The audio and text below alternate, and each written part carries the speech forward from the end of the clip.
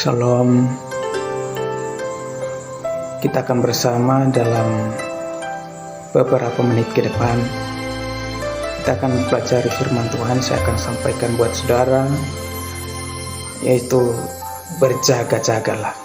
Saya akan bacakan satu ayat firman Tuhan ini buat kita dari kitab Injil Lukas pasal 21 ayat 36.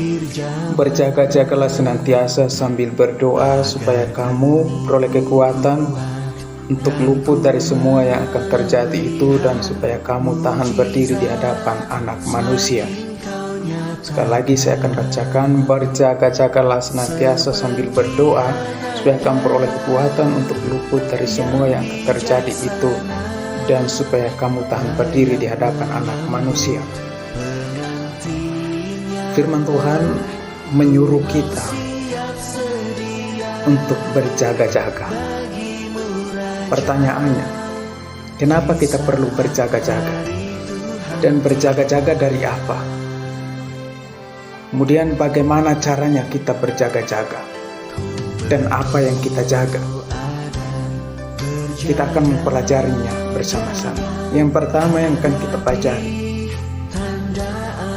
kenapa kita perlu berjaga-jaga?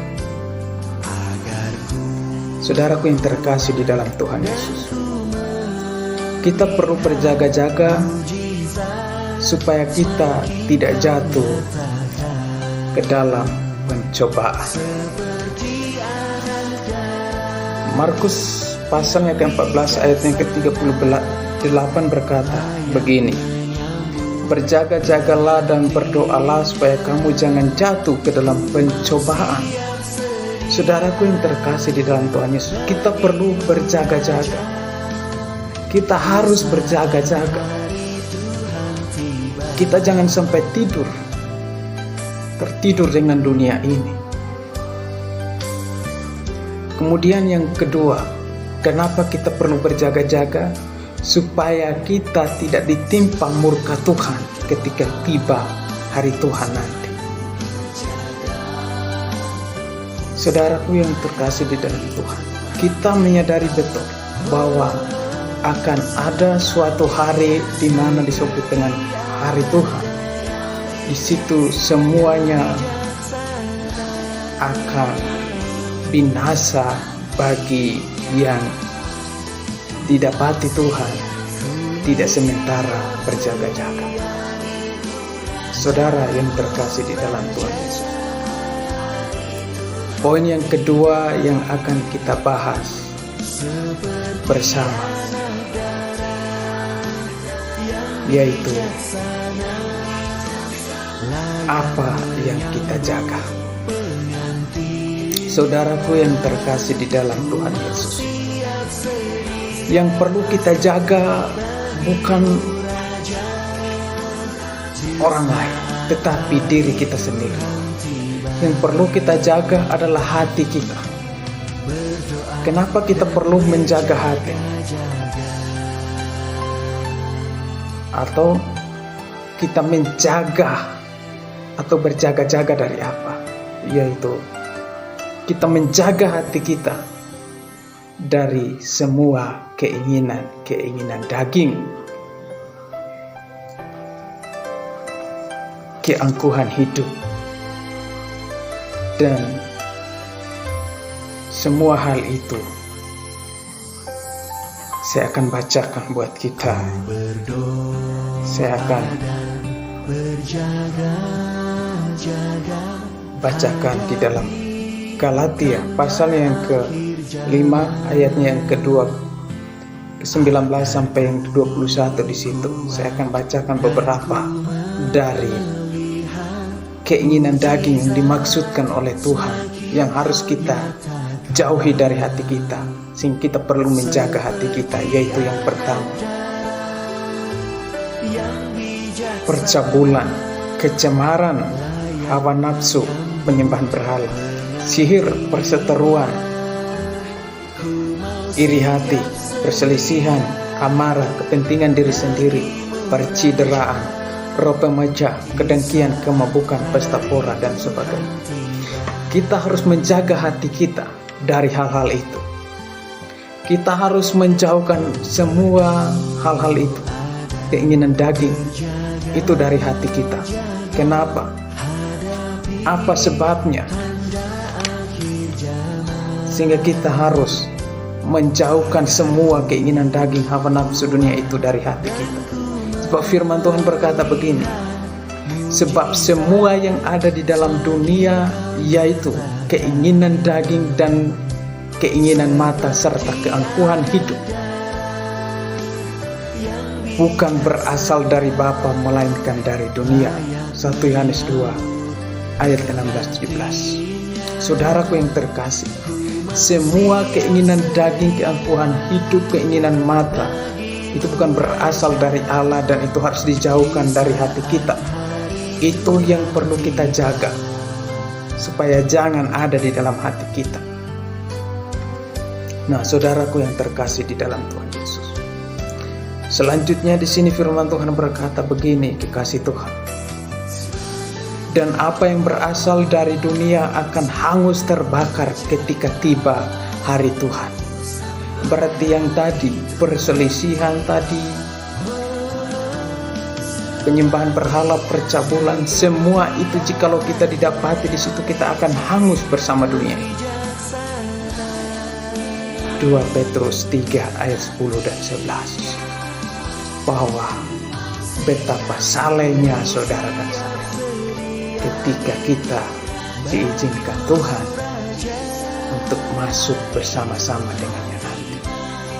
Itu bagi orang yang berjaga-jaga, tidak sembarangan orang. Saudaraku yang terkasih di dalam Tuhan Yesus, yang berikutnya yang kita pelajari, kenapa kita perlu berjaga-jaga, itu yang pertama. Yang kedua, apa yang kita jaga, yaitu hati kita dari segala hawa nafsu dunia. Yang ketiga, bagaimana kita menjaga hati itu, atau bagaimana caranya kita berjaga-jaga. Saudaraku yang terkasih di dalam Tuhan Yesus, firman Tuhan berkata bahwa dalam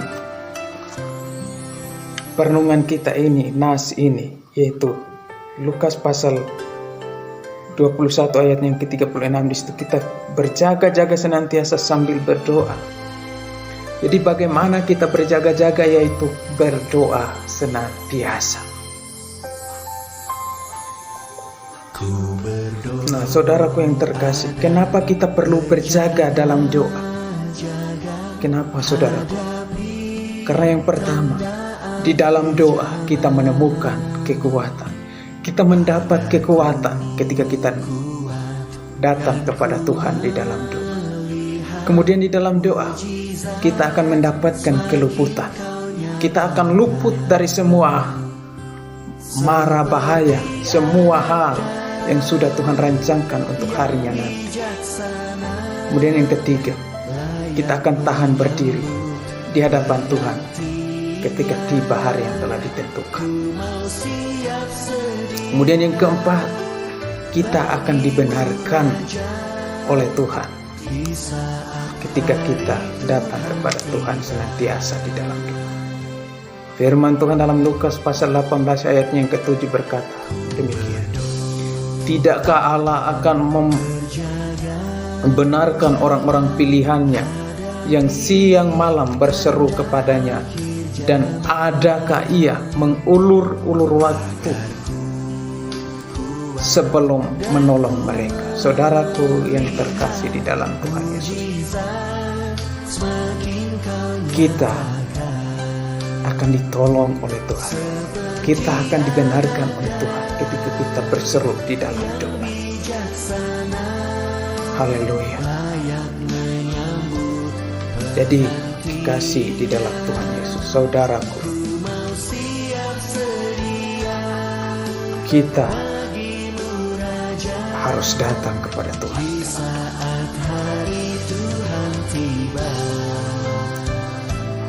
Kemudian apa dampaknya ketika kita berjaga-jaga, saudara yang terkasih di dalam Tuhan? yaitu kita tadi luput dari murka Tuhan. Itu dapat ketika tiba harinya Tuhan nanti. Sebagai kesimpulan bagi kita, saudara terkasih Tuhan Yesus, saya akan mengulangi kesimpulannya bagi kita. Nasihat supaya berjaga-jaga itu firman Tuhan, dengan tema yang saya angkat buat kita, berjaga-jagalah. Poin pertama, kenapa kita perlu berjaga-jaga, dan berjaga-jaga dari apa? Bagaimana caranya kita berjaga-jaga? Yaitu kita berjaga-jaga supaya kita tidak jatuh ke dalam pencobaan, supaya kita tidak ditimpa murka Tuhan. Kemudian apa yang kita jaga yaitu hati kita, dan dijaga dari apa? Yaitu dari nafsu dunia, dari keinginan dunia. Kemudian bagaimana caranya kita menjaga hati kita atau kita berjaga-jaga? Harus sadar dan harus tetap berdoa senantiasa. Karena di dalam doa kita akan menemukan kekuatan, atau kita akan diberikan kekuatan oleh Tuhan. Kita akan diberikan keluputan oleh Tuhan. Kita akan dibenarkan oleh Tuhan. Kita akan tahan berdiri di hadapan Tuhan. Dan saudaraku yang terkasih di dalam Tuhan Yesus, kita